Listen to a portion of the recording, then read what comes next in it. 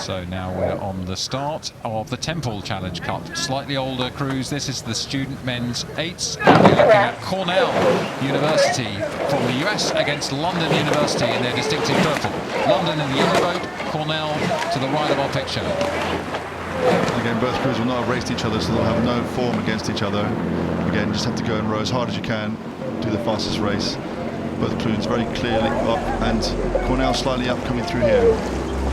Yeah, it's so exciting at this point of the race, and you've been itching to get started, and then you are, and you've got to keep your focus. You're very, very conscious the other crew so close alongside you here. This one-on-one racing is distinctive for Henley.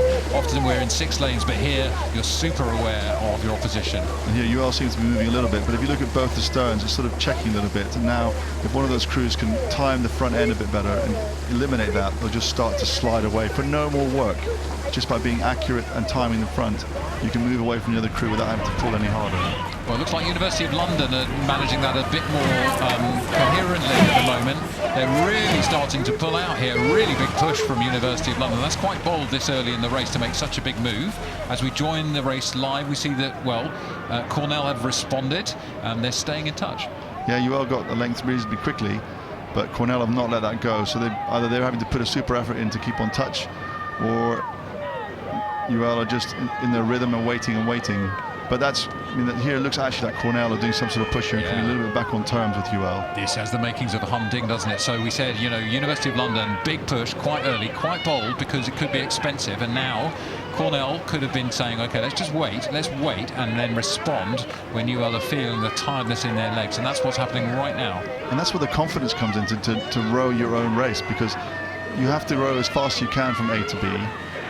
If you do something extraordinary, then slow down, then you've actually lost the race as opposed to being beaten. So we'll see what UL can do to respond to this Cornell, the lightweights from Cornell University, coming over to race this year against UL, which is basically the crew behind their first crew, which is the Prince Philip. And this is going to be a humdinger. So yeah, lighter-weight crew. What does that mean actually for the experience? Because presumably being lighter is some advantage in terms of the boat not slowing down so much, but maybe less power. Yeah, generally the smaller guys are less powerful. These are the lightweights, so when they raced in the US, they'll have been down to weight. They're not down to weight to come and race here, so they'll be heavier, but they won't be as big as the UL crew. And they're doing a great job here coming back on terms. This is going to be an unbelievable race. Yeah, so Cornell responding to UL's early challenge in the middle of the course. The middle third has just been completed now, and we're coming towards the final third of the race. University of London on the right of the picture attacked early.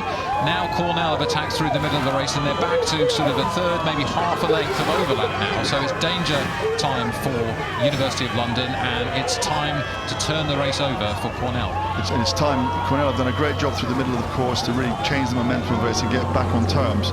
But UL now need to either change the momentum or it could be in trouble. They need to really do something to stop the move of Cornell. And if they do that and start to move away a little bit, it does get into the heads of the other team. They've done a big push, haven't quite got on terms. If you can start to move away a little bit, it makes it hard to keep going. Yeah, so we're watching both crews here, real determination going on now. This is the point of the race I always remember is really the point where your mind's going, your body's going. It's really, really hard to focus because you're so exhausted, and yet you know you've got to put everything down every stroke. It's absolutely the critical time of the race. You can see every sinew straining in that Cornell crew. That was Patrick Riley's about 20 years old in the bow seat of the Cornell 8, desperately trying to cling on to University of London. But I think London, well, they seem to have found a new rhythm here, don't they? That's really mature rowing from the University of London. Cornell really attacked them so hard and put everything in to get back on terms, and they've managed to hold them.